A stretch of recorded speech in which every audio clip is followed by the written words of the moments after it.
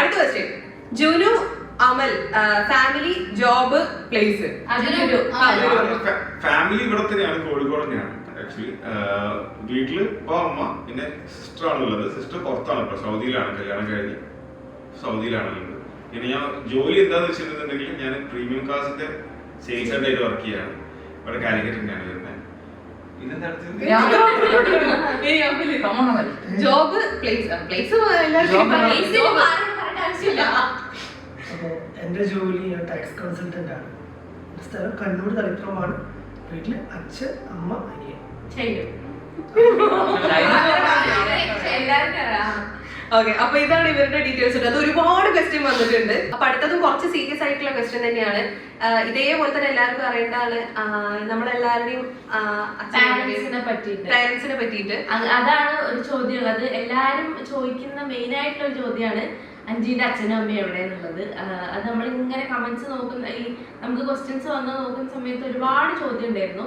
അപ്പൊ പ്രത്യേകിച്ച് ഈ കല്യാണ സമയത്തൊക്കെ സ്പെസിഫിക് ആയിട്ട് നമ്മൾ അച്ഛനെയും അമ്മേനെയൊക്കെ കാണിക്കല്ലോ. അപ്പൊ അങ്ങനെയൊന്നും കാണുന്നില്ല. അപ്പൊ അമലിന്റെ അച്ഛനെയും അമ്മേനെയും കാണുന്നുണ്ട്, അഞ്ജീന്റെ എവിടെയാന്ന് ചോദിച്ചിട്ട് ഒരുപാട് കമന്റ്സ് ഉണ്ടായിരുന്നു.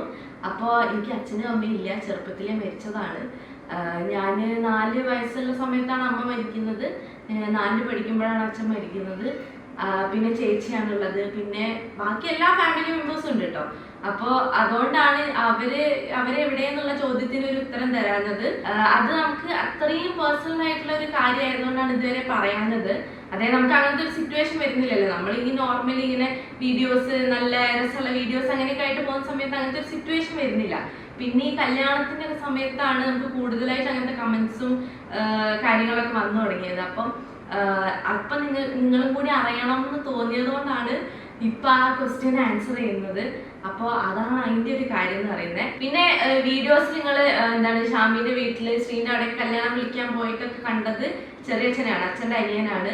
പിന്നെ ബാക്കി എല്ലാ ഫാമിലി മെമ്പേഴ്സ് ഉണ്ട്. അച്ഛന്റെ അനിയനുണ്ട്, പിന്നെ സിസ്റ്റേഴ്സ് ഉണ്ട്, പിന്നെ അമ്മേന്റെ വീട്ടിലെ ആൾക്കാരുണ്ട്, അമ്മമ്മ ഉണ്ട്, ചേച്ചി ഉണ്ട്, ചേച്ചിന്റെ ഹസ്ബൻഡ് ഉണ്ട്. ഞങ്ങളൊരു കൂട്ടുകുടുംബം പോലെ ഞങ്ങൾ വീഡിയോസിലൊക്കെ പറയുന്നുണ്ടല്ലോ. അപ്പൊ ഞങ്ങള് തറവാട്ടിലാണ്, ബാക്കിയുള്ളവര് മൊത്തം ചുറ്റില് ആണ് ഉള്ളത്. അപ്പൊ അവരൊക്കെയാണ് ഞങ്ങൾ വീഡിയോസിലൊക്കെ കണ്ടിട്ട് അച്ഛനാണോ അമ്മയാണോ എന്നൊക്കെ ചോദിച്ചിട്ടുണ്ടായിരുന്നു. മേമ, അങ്ങനെ കുറെ ആൾക്കാരുണ്ട്. അപ്പൊ ഇത്രയും കാലം നമ്മളിപ്പോ ചാനൽ തുടങ്ങിയിട്ട് 6 വർഷത്തിനടുത്ത് ആവാനായി. അപ്പൊ ഇപ്പോഴാണ് നമ്മൾ ഇത് പറയുന്നത്. കാര്യം നമുക്ക് അങ്ങനെ പറയേണ്ട ഒരു സിറ്റുവേഷൻ വന്നിട്ടില്ല. പിന്നെ നമ്മൾ അത്രയും ഇഷ്ടപ്പെട്ടിട്ട് ചോദിക്കുന്നതല്ലേ. അപ്പൊ നമുക്ക് നിങ്ങളോട് അതിനുള്ള ഒരു ഉത്തരം കൂടി പറയാന്ന് വിചാരിച്ചിട്ടാണ് ഇപ്പൊ ഇതിന് ആൻസർ ചെയ്യുന്നത്. അപ്പൊ അടുത്തത് അമലിന് ഫസ്റ്റ് ഇവരുടെ ഫ്രണ്ട്ഷിപ്പ് കണ്ടപ്പോൾ എന്താണ് തോന്നിയത്? ഇവരെടുത്ത് പെട്ടെന്ന് കമ്പനി ആവാൻ പറ്റുമെന്ന് തോന്നിയോ? പറയൂ. സംബന്ധിച്ച് പറഞ്ഞാല് നമുക്കറിയാത്ത ആൾക്കാരാണ്. ഈ അഞ്ചു പറഞ്ഞിട്ട് എല്ലാവരെ പറ്റി അറിയാമെന്നല്ലാതെ നമുക്കിപ്പോ അങ്ങനെ കമ്പനി ആവാൻ പറ്റുമോന്നൊന്നും അറിയില്ല. ഇല്ല, എനിക്കറിയില്ല. സ്വാഭാവികമായിട്ടും അങ്ങനെയാണ്. ഞാൻ ഇവര് പറഞ്ഞു പരിചയപ്പെടുന്നല്ല, ഞാൻ ഇവരോട് ആരോടും അങ്ങനെ സംസാരിച്ചിട്ടില്ല. അപ്പൊ നമുക്ക് സംസാരിക്കാതെ ഒരാളും ഇപ്പൊ എങ്ങനെയായിരിക്കും, അല്ലെങ്കിൽ നമുക്ക് കമ്പനി ആവുമോ, അല്ലെങ്കിൽ നമുക്ക് പറ്റുന്ന ടൈപ്പാണോ എന്നൊന്നും നമുക്ക് പറയാൻ പറ്റില്ല. പിന്നെ ഫോണിൽ സംസാരിക്കുമ്പോ ഭയങ്കര ഷൈ ആയിരുന്നു. പക്ഷെ നേരില് വന്നിട്ട് പറഞ്ഞു നമ്മൾ ഇടയ്ക്കിടയ്ക്ക് പറയും ഇവൻ ഇങ്ങനെയല്ല, ഇവൻ ഇങ്ങനെയില്ല. കാരണം ഭയങ്കര എക്സ്ട്രോവേർട്ട് ആണ്, ഭയങ്കരമായിട്ട് വർത്താനം പറയുന്നത്. തുടക്കത്തിൽ നമുക്ക് ആ ഫോണിൽ സംസാരിക്കുമ്പോൾ തോന്നിയിട്ടേ ഇല്ലായിരുന്നു. അല്ല, ഇവനൊരു 2-3 പ്രാവശ്യം സ്റ്റാർട്ടിങ് തുടക്കത്തിൽ വിളിക്കുമ്പോ ഒരു ശൈലിയായിട്ട് ചെറുതായിട്ടൊക്കെ പിന്നെ കോൾ വിളിക്കും, അളിയ എവിടെയാ. അല്ല, എനിക്ക് പെട്ടെന്ന് കമ്പനി ആവാൻ പറ്റും തോന്നിയിട്ടില്ല. പക്ഷെ എന്നാലും ദൈവം സഹായിച്ച് നേരിട്ട് കണ്ടപ്പോ പിന്നെയും തോന്നിയിട്ടുണ്ട്. പക്ഷെ എന്നാലും ഞങ്ങൾ ആദ്യം എല്ലാരെയും കാണുന്നില്ലല്ലോ. അപ്പൊ അങ്ങനെ പക്ഷെ എന്താന്ന് അറിയില്ല, ഇപ്പം എല്ലാം അടിപൊളിയായി. അതാ ഞാൻ പറഞ്ഞത്, ഞാൻ ഭാര്യ അവര് ഫ്രണ്ട്സ് അങ്ങനെയാണ്. അതായത് ഞാൻ വന്നതാന്ന് പറയേയില്ല. പിന്നെ എനിക്ക് വേറൊരു കാര്യം എനിക്ക് പറയാനുള്ളത് എന്താ വെച്ചാല്, ഷാമിക്ക് എങ്ങനെയാന്ന് വെച്ച് കഴിഞ്ഞാൽ, ഷാമി എനിക്ക് കല്യാണമൊക്കെ ഇങ്ങനെ നോക്കണ ആ ഒരു സമയത്തൊക്കെ ഷാമി ഒരു അഞ്ചി നമുക്ക് അങ്ങനത്തെ ഒരാളെ തന്നെ കിട്ടണം അഞ്ചി, എന്നാലേ ശരിയാവുള്ളൂ. അതായത് ഓളൊരു പോയിന്റ് ഓഫ് വ്യൂ എങ്ങനെയാന്ന് വെച്ചാല്, ഇവളെ ഇന്റെ അടുത്ത് അല്ലെങ്കിൽ ഞങ്ങളെ ഈ ഇടയിൽ എന്ന് പറഞ്ഞു കഴിഞ്ഞാല് ഭയങ്കരമായ ഗോഷ്ഠികളാണ്. അതുകൊണ്ട് പലതരം ഗോഷ്ഠികള്, എക്സ്പ്രഷൻസ്, അങ്ങനെ സൗണ്ടുകൾ, ഇങ്ങനത്തെ എന്തൊക്കെയോ കയ്യിലിരിപ്പുകൾ ഓളെ കയ്യിലുണ്ട്. ഞാനും ഓളും പൊതുവെ അങ്ങനെയാണ്. അറിയാത്ത വളരെ സീക്രട്ട് ആയിട്ട് അങ്ങനത്തെ കുറെ എക്സ്പ്രഷൻസ് ഒക്കെ ഉണ്ട്. ഇവിടെ ആഗ്രഹം എന്ന് പറഞ്ഞു കഴിഞ്ഞാല് ഞങ്ങളിടയിൽ ഇത് ഇങ്ങനെ കളിക്കുന്ന പോലെ തന്നെ ഇപ്പൊ വന്നു കയറുന്ന, അതായത് ഞാൻ കല്യാണം കഴിക്കുന്നത് ആരാണോ അയാളെടുത്ത് അതുപോലെ തന്നെ നിക്കണം എന്നാണ്. അതുപോലെ ഗോഷ്ടി കാണിക്കണം. അതുപോലെ അതായത് ഇവിടെ പെട്ടെന്ന് ഇങ്ങനെ പോകുന്ന ഇങ്ങനെ നമ്മളത് എക്സ്പെക്ട് ചെയ്യില്ല. നമ്മൾ അതുപോലെ ഇത് ഞാനിങ്ങനെ കാണിക്കാൻ പറ്റുന്ന രീതിയിലൊന്നും കാണിച്ചതേ ഉള്ളൂ. അങ്ങനത്തെ ഓരോ എക്സ്പ്രഷൻസ് അല്ല. അപ്പൊ ഈ അമലേട്ടൻ അതായത് കല്യാണം കഴിക്കുന്ന ഒരാളെന്ന് പറയുമ്പോ എനിക്ക് അങ്ങനെ ഫ്രീ ആയിട്ട് ഇരിക്കാൻ പറ്റണം, അഞ്ചി എനിക്ക് അങ്ങനെ വേണം, ഇങ്ങനെയാണോ പറയാ. അപ്പൊ ഈ അമലേട്ടന്റെ അടുത്തോളം അങ്ങനെ എങ്ങനെ നിങ്ങളോട് അമലേട്ടൻ പറ അവളെങ്ങനെ ആദ്യം അത്ഭുതമായെങ്കിൽ അവരുടെ വെച്ചാല് ഇവളെ എക്സ്പ്രഷൻ ഇങ്ങനെ ഞെട്ടല.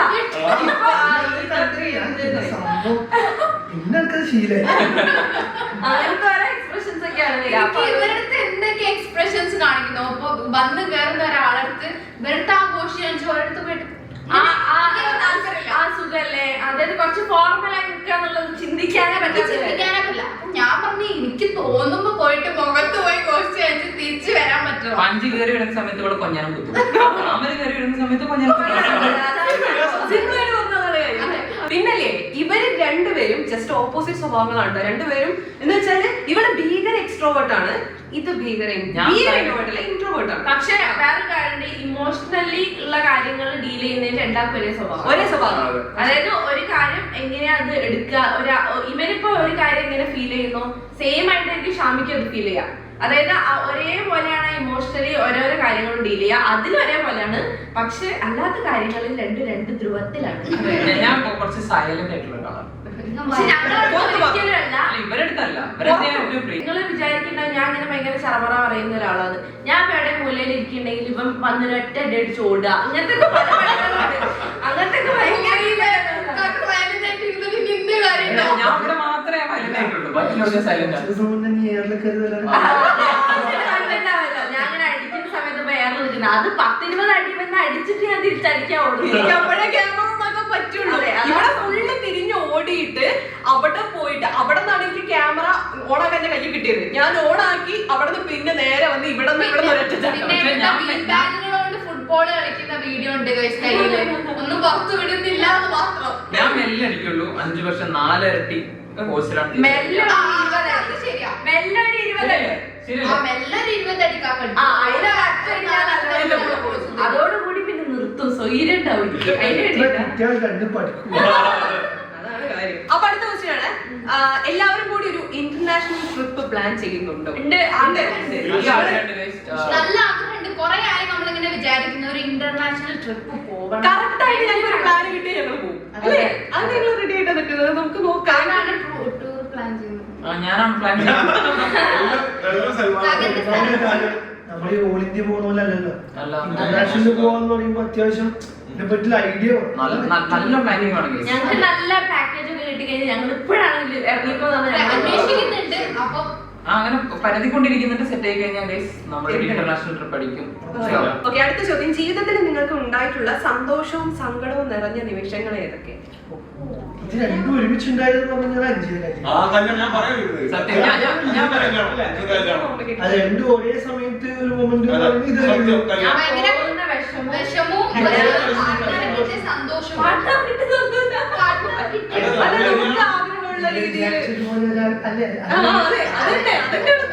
അല്ല, അന്നത്തെ ദിവസം ഉള്ള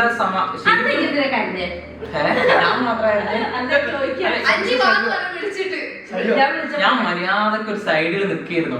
ഇവളാ വിളി വിളിച്ചപ്പോഴാണ് ഞാൻ പൊട്ടിപ്പോയത്. കല്യാണം കഴിഞ്ഞ് ഇവളാണെങ്കിലും അന്ന് കസറിയും എനിക്ക് പിന്നെ പുറത്തിറങ്ങുന്ന ചമ്മലാവും. അല്ല, ഇവനെങ്ങനെ അറിയാം? പിന്നെ പുറത്തൊക്കെ ഇറങ്ങുന്ന സമയത്ത് ഇവൻ ഇങ്ങനെ ഭയങ്കര എന്താ പറയാ, നോർമലി ഇങ്ങനെ നടക്കുന്ന സമയത്ത് ഓൻ തന്നെ റിയലൈസ് ചെയ്യുന്നതാണ് ഞാൻ കരഞ്ഞത് വരെയൊക്കെ കണ്ടിട്ടുണ്ട്. ഞാനിങ്ങനെ നടന്നിട്ട് എന്താ കാര്യം? അതെ, ഒരു ഇൻട്രോവേർട്ട് ഒരിക്കലും ഇതൊന്നും ആരും പുറമെ കാണിക്കാൻ ആഗ്രഹിക്കില്ല. ഞാൻ പറയണേ, ഞാൻ കറക്റ്റ് ആയിട്ട് പറയുകയാണെങ്കിൽ എന്റെ ശരിക്കും അവിടെ കല്യാണം എന്ന് പറഞ്ഞു കഴിഞ്ഞാല് ഞങ്ങൾക്ക് ഭയങ്കര ഹാപ്പിനെസ് ഉള്ള ഒരു ദിവസമാണ്. പക്ഷെ അതേപോലെ തന്നെ ഒരു ട്രോമ ആയിപ്പോയത്. കാരണം ഞാൻ എന്റെ ലൈഫിൽ ഏറ്റവും കൂടുതൽ വിഷമിച്ച ഒരു മൊമെന്റ് അതായിരിക്കും. പക്ഷെ അതേപോലെ തന്നെ ഹാപ്പിനെസ് ഉണ്ട്. അതിന്റെ ആഫ്റ്റർ എന്താണെന്നുള്ളത് നമുക്ക് ക്വസ്റ്റ്യൻ മാർക്കാണ്. നമ്മള് പിന്നെ അത് എന്താ പറയാ റിയാലിറ്റിയിലേക്ക് വന്നപ്പോഴാണ് അതെ അതിന് പിന്നെ പറഞ്ഞു കഴിഞ്ഞാൽ നമ്മൾ അതിലിങ്ങനെ പോകുമ്പോഴാണ് നമുക്ക് അതിന്റെ കാര്യങ്ങളൊക്കെ മനസ്സിലാവാൻ, നമുക്ക് ഇങ്ങനെ ചെയ്യാൻ പറ്റും അങ്ങനെ ചെയ്യാൻ പറ്റുന്നു. പക്ഷെ ആ മൊമെന്റിൽ നമുക്ക് എല്ലാം ബ്ലാങ്ക് ആണ്, എന്തായിരിക്കും എന്നുള്ള ഒരു ഐഡിയ ഇല്ലാത്തൊരവസ്ഥ. പക്ഷെ അടുത്ത നിമിഷം തന്നെ ഒരു 2-3 മണിക്കൂർ നിങ്ങൾ അവിടെ ചെറുതായിട്ട് ഞാനൊന്ന് സ്ഥലം മാറിയിട്ടുണ്ട്. അപ്പൊ അടുത്ത ക്വസ്റ്റ്യൻ, സല്ലുവിന്റെ 2 ഇക്കാക്കന്മാരുടെയും കല്യാണം കഴിഞ്ഞോ? ഒരാളുടെ കഴിഞ്ഞു, ഒരാളത് കഴിയാനുണ്ട്. ഈ അടുത്തുണ്ടാവും ഹോപ്പ്ഫുള്ളി. പള്ളി കൂടി അങ്ങനെ തന്നേക്കാതല്ല. അടുത്ത ക്വസ്റ്റ്യൻ, നിങ്ങൾ തമ്മിൽ ഇഷ്ടമുള്ളതും ഇഷ്ടമല്ലാത്തതുമായ സ്വഭാവങ്ങൾ. അത് നമ്മള് കഴിഞ്ഞ Q&A പറഞ്ഞതാണ്. പക്ഷെ ഇവര് പറഞ്ഞിട്ടില്ല. അപ്പൊ നിങ്ങൾ പറഞ്ഞു ഞങ്ങളെ ഇഷ്ടമുള്ളതും ഇഷ്ടമല്ല. രണ്ടാളും കൂടി പറഞ്ഞാൽ മതി. ആദ്യം ഷാമിന്റെ എന്താ തോന്നുന്നു? ഷാമിന്റെ എന്താ വെച്ചാല് എനിക്ക് പോസിറ്റീവ് എന്താ വെച്ചാല് എല്ലാ കാര്യത്തിലും ഭയങ്കര ആക്റ്റീവ് ആണ്. ഇപ്പൊ എന്താ വെച്ചാൽ ഇപ്പൊ ഒരു ട്രിപ്പോ കാര്യങ്ങളോ അല്ലെങ്കിൽ ഇപ്പൊ എന്ത് കാര്യങ്ങളോ ഇപ്പൊ എന്തെങ്കിലും സീരിയസ് ഇഷ്യൂ ആണെന്നുണ്ടെങ്കിൽ എന്താണ് അതിനുള്ള സൊല്യൂഷൻ കാര്യങ്ങളെല്ലാം ഭയങ്കര ആക്റ്റീവ് ആയിട്ടുള്ള കാര്യങ്ങൾ കറക്റ്റ് ചെയ്യും. നെഗറ്റീവ് എന്നുള്ളൊരു സംഭവം പറയുകയാണെങ്കിൽ നെഗറ്റീവ് ആയിട്ടല്ല, ചെറിയ പഴക്കം ഭയങ്കര കൂടുതലാണ്.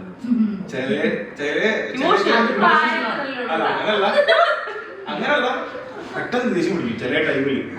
അത് അങ്ങനത്തെ ഒരു ചിലപ്പോ ചോട്ടമ്പേടല്ല, അതോ പേടി ചോട്ടമ്പേടല്ല, ആവശ്യമില്ലാത്ത കാര്യത്തിന് ചൂടാവില്ല. ചിലപ്പോ ചില ടൈമിൽ എന്താണെന്ന് ചിലപ്പോ ചൂടാവില്ല. അല്ല ശാസ്ത്രത്തെ പറ്റി പറയാനുള്ള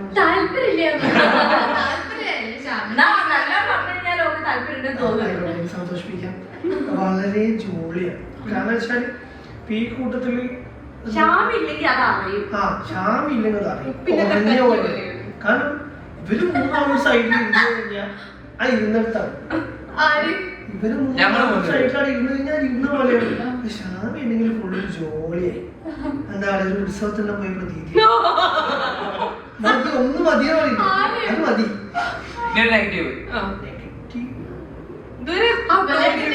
മൂഡ് ഓഫ് ആണെന്നെങ്കിൽ ഉണ്ടെങ്കിൽ ഇത് ഓരോന്ന് സ്വയം വിചാരിക്കണം. തോന്നിയിട്ടുള്ളത് ശരിയാണെന്നൊക്കെ അറിയില്ല. ഉപദേശിച്ചാലും പറഞ്ഞു കഴിഞ്ഞാലും ഞാൻ ഓളെന്നെ സ്വയം മാറണം. അല്ല വേറെ മൂടൊന്നുമില്ല, കാര്യകാലത്തിന് മൂടൊക്കാവുള്ളൂ. സൽമാൻ ഇപ്പൊ ഞാൻ കണ്ടെടുത്തോളം ഓരോ കാര്യങ്ങൾ ഇങ്ങനെ ചെയ്യുമ്പോഴും കറക്റ്റ് പോയിന്റ് എന്താണ് പെർഫെക്ഷൻ. അത് സത്യം കേട്ടോ, അത് ഭയങ്കര ഒരു പോസിറ്റിവിറ്റി ആണ് ചെയ്യാൻ.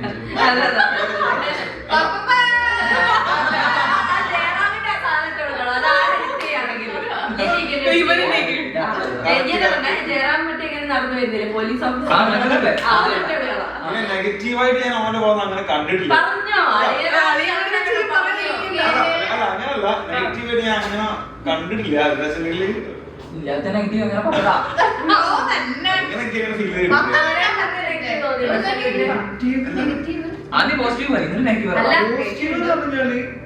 പോസിറ്റീവ് ഒരുപാട് കാര്യങ്ങൾ പറയാനുണ്ടാവും. പക്ഷെ ഏറ്റവും വലിയ കാര്യം വെച്ചാൽ ലീഡർഷിപ്പ് ക്വാളിറ്റി. അതത്രേ ഉള്ളൂ. അത് കിട്ടില്ല. ഇവരൊക്കെ മേയിച്ച് നടക്കാന്ന് പറയുന്നത്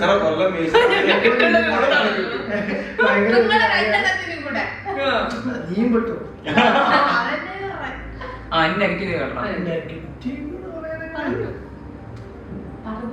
നെഗറ്റീവ് എന്ന് പറയുന്നത് കാര്യമായിട്ടുള്ള ഈ എന്താ പറയാ സമയം എന്നുള്ളത്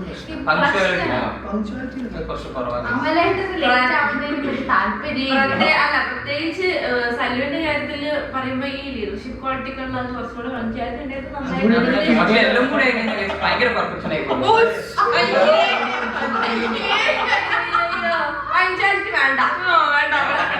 വേണ്ട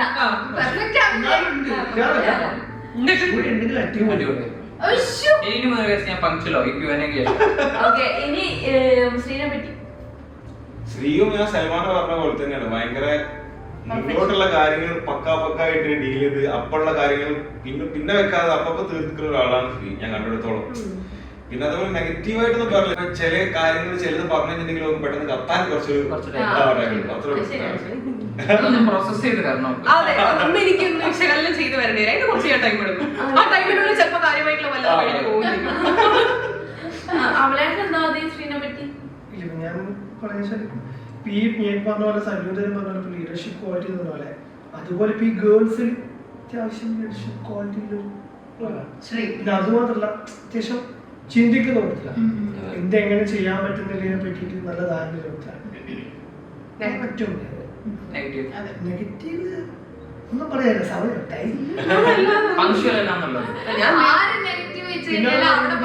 ചില സമയത്ത് ചില കാര്യങ്ങൾ മനസ്സിലാക്കാൻ സമയം എടുക്കുന്നത് അതിൽ നെഗറ്റീവായിട്ട് ഒരിക്കലും പറയാൻ പറ്റില്ല. ഉദ്ദേശം മനസ്സിലായി, അത് നെഗറ്റീവായിട്ട് പറയാനേ പറ്റില്ല.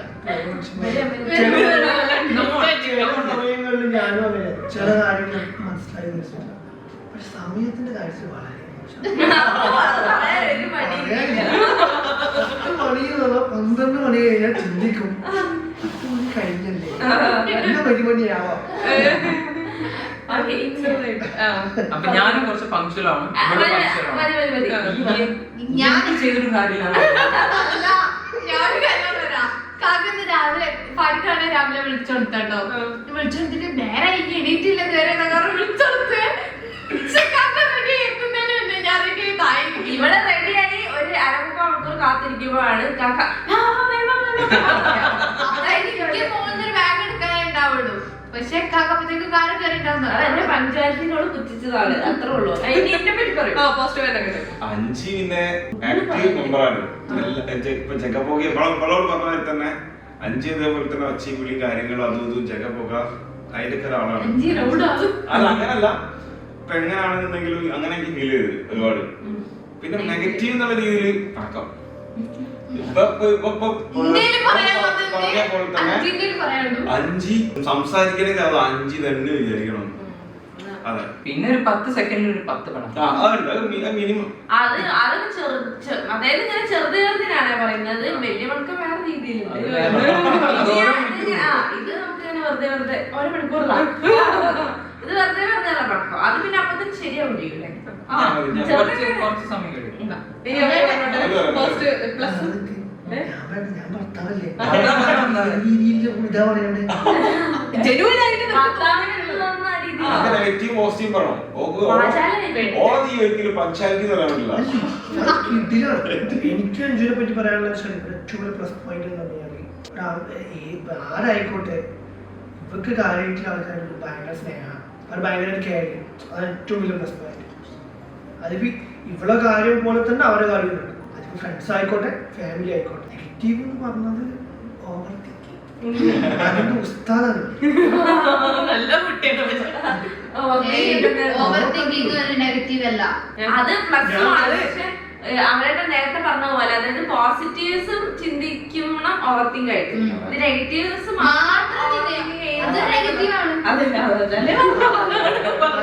പിന്നെ നമ്മൾ അങ്ങോട്ടും ഇങ്ങോട്ടുള്ള കഴിഞ്ഞ Q&A പറഞ്ഞതാണ്. പിന്നെ ഇതൊക്കെ തന്നെയായിട്ട് നമ്മൾ അന്ന് പറഞ്ഞിട്ടുണ്ടായിരുന്ന കെയറിംഗ് ആണ്, പങ്കാളിറ്റി ഇല്ല, പിന്നെ ലീഡർഷിപ്പ് ക്വാളിറ്റി, അതൊക്കെ തന്നെയാണ് നമ്മൾ മുന്നേ പറഞ്ഞിട്ടുള്ളത്.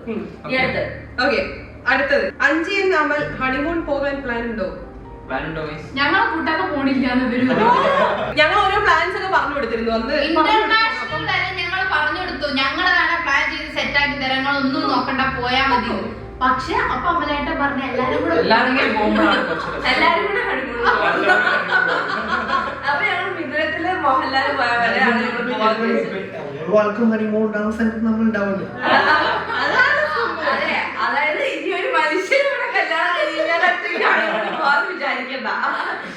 ഇവർക്ക് ഹണിമൂണിനോട് ഒന്നത്തെ താല്പര്യം ഞങ്ങള് പോണം. പക്ഷെ എന്താ പറയാ, കല്യാണം കഴിഞ്ഞ ഉടനെ തന്നെ പോയാലേ ഹണിമൂൺ ആവുന്നൊന്നുമില്ല.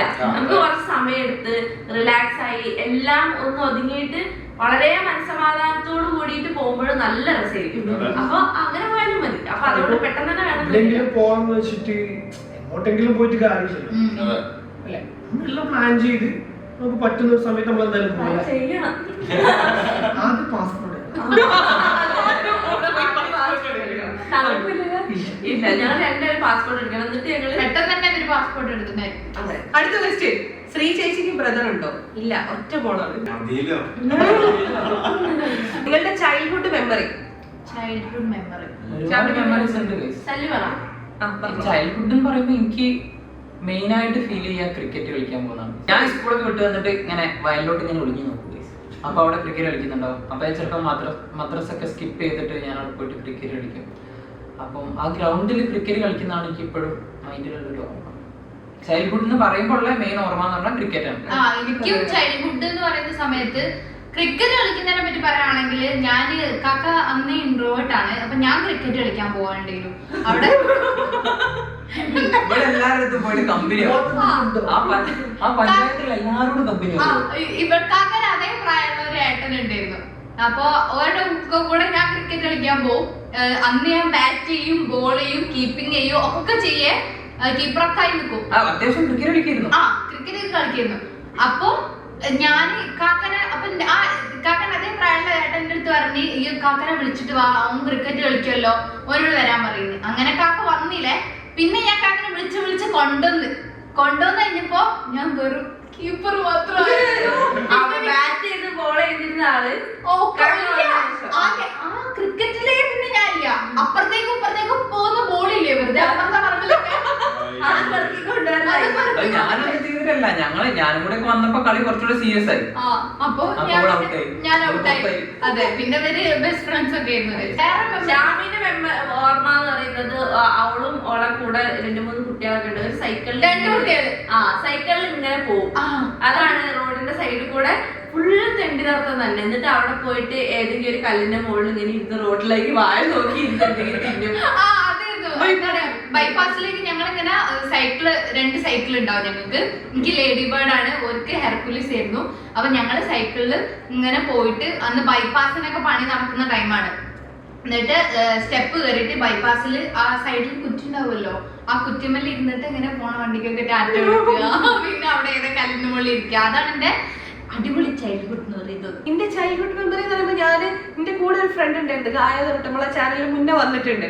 അപ്പൊ അവിടെ ഞാനും കൂടെ രാവിലെ സൈക്കിൾ എടുത്ത് നമ്മളിങ്ങനെ കറങ്ങാൻ ഇറങ്ങും. ഒരു ദിവസം ഒരു ശ്മശാനത്തിന്റെ മുന്നിൽ കൂടി ഒക്കെ പോയിട്ട് ആദ്യം അവർക്ക് കാണിച്ചിട്ടുണ്ട്. ഒരു പുഴ കണ്ടുപിടിച്ച് ഞങ്ങള് ഉള്ള പുഴയായിരുന്നു. പക്ഷെ നമ്മള് ദൂരത്തേക്കൊന്നും അങ്ങനെ പോകൂലോ. നിങ്ങൾ ആദ്യമായിട്ട് കാണാണ്? ഞങ്ങൾ ആദ്യമായിട്ട് കാണുകയാണ്. ഓരോ സ്ഥലങ്ങൾ എക്സ്പ്ലോർ ചെയ്യാൻ പോവാ. അത് രാവിലെ 6 മണിക്ക് എണീച്ച് സൈക്കിളും കൊണ്ട് വെക്കേഷനിൽ ഞങ്ങൾ ഇങ്ങനെ ഇറങ്ങും, ഫുള്ള് കറങ്ങും. നല്ല രസമായിരുന്നു. എന്റെ ഒരു മെമ്മറി എന്ന് പറഞ്ഞാല് ചെറുപ്പത്തില് പണ്ട് ഞാൻ ഒരുപാട് കാർ കളക്ഷൻസ്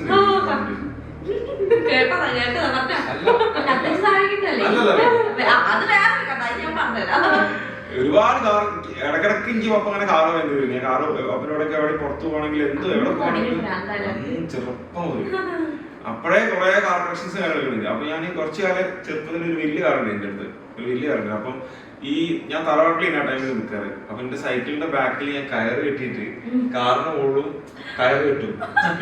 എന്നിട്ട് ഞാൻ സൈക്കിൾ വിടുമ്പോ ബാക്കിൽ കാർ ഇങ്ങനെ എന്നിട്ട് ഞാനിങ്ങനെ തിരിഞ്ഞു നോക്കും ഇടക്കിടക്ക്. കാറ് കെട്ട കാർ അവിടെ വൈക്കുണ്ടാവും.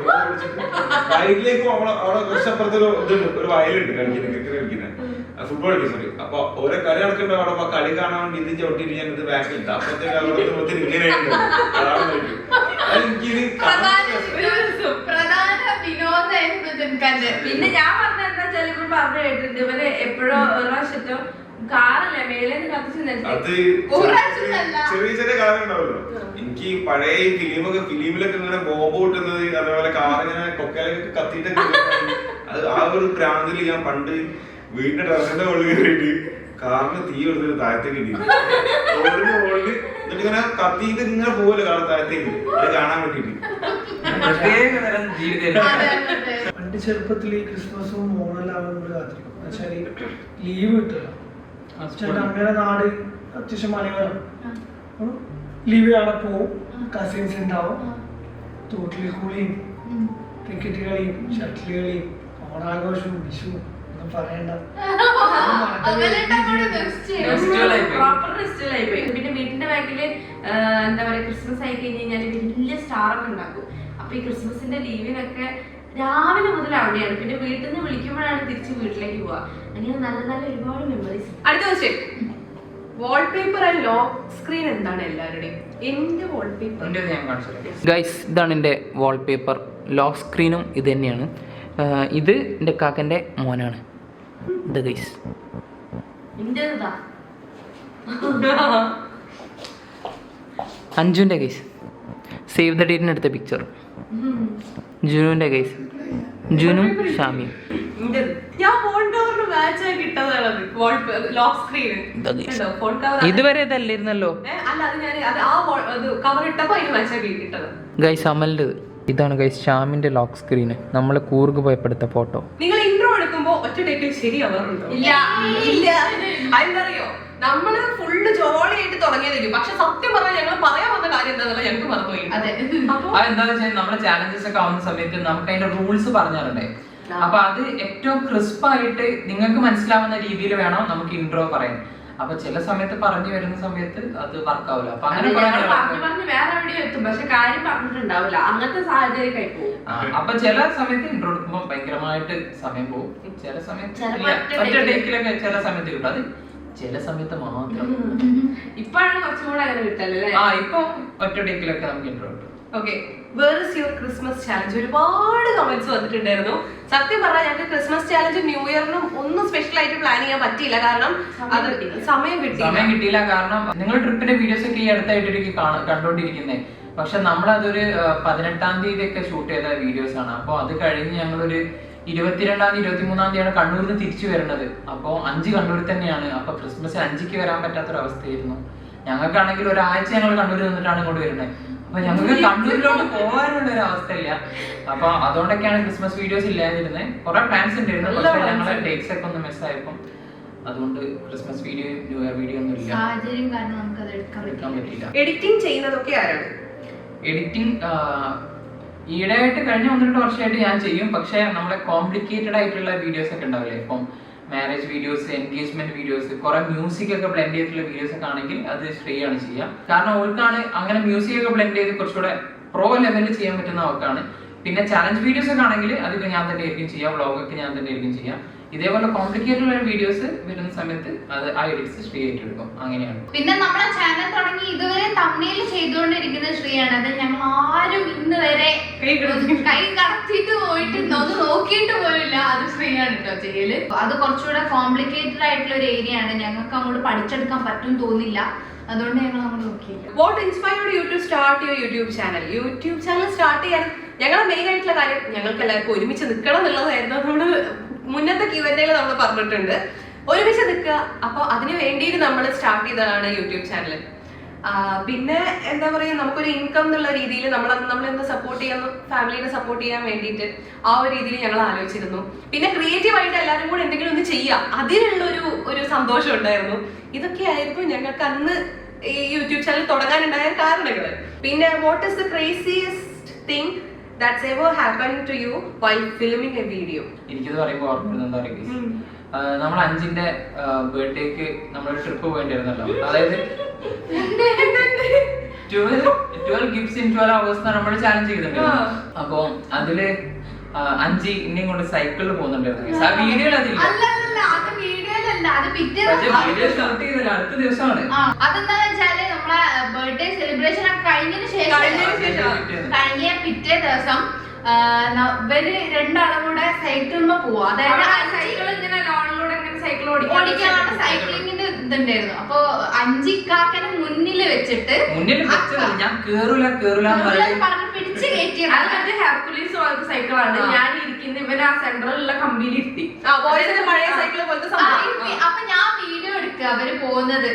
5 മറ്റേ സൈക്കിൾ വിളി ഉമ്മ ഇങ്ങോട്ട് നോക്കി. അപ്പൊ ഉമ്മ പറഞ്ഞു ആ കണ്ട് എന്നൊക്കെ പറഞ്ഞ് പോയതൊക്കെ നല്ലപോലെ പോയി. തിരിച്ച് രണ്ടാളും കൂടെ റൗണ്ട് അടിച്ച് ഇങ്ങനെ വന്നതാണ്. വിരലും ഒരു ഇല ഉണ്ടായിരുന്നു ഇപ്പുറത്ത്. തട്ടി നീക്കിയത്. ഞാൻ ആ ഒരു ഇവര് വെച്ചിട്ട് എനിക്ക് എന്റെ അഹമ്മതിയാണ്. ഇവരെ ഞാൻ മുന്നിൽ വെച്ചിട്ട് ഞാൻ ആ ഒരു ബാലൻസിൽ ഇങ്ങനെ പോവാ. ആ ഇല കണ്ടപ്പോ അത് തട്ടി മാറ്റാൻ പോകുന്നു. അതിലെന്റെ കൈ അതിലെന്റെ ബാലൻസ് പോയിട്ട്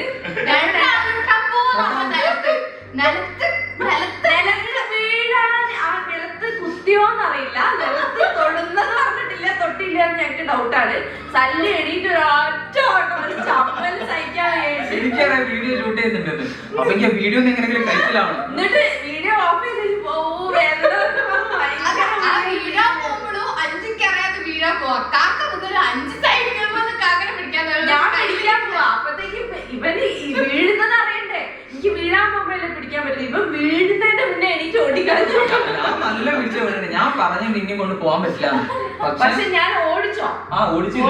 ഞാൻ ആ ഏരിയ മൊത്തം ഓടിച്ചിട്ട് അവിടുന്ന് ഇവന്റെ ഈ ഒരു ആക്ഷന്റെ പുറത്താണ് ഞാൻ വീഡിയോയില് അത് ക്രേസിയസ്റ്റ് എന്ന് പറയുമ്പോ ഞങ്ങൾക്ക് എപ്പോഴും ഭയങ്കര ഫണ്ണായിട്ട് തോന്നുന്നൊരു സംഭവം അതാണ്. അങ്ങനെ വെച്ച് സൈക്കിൾ ഓടിച്ചു പോയി പറഞ്ഞു വീഴാം.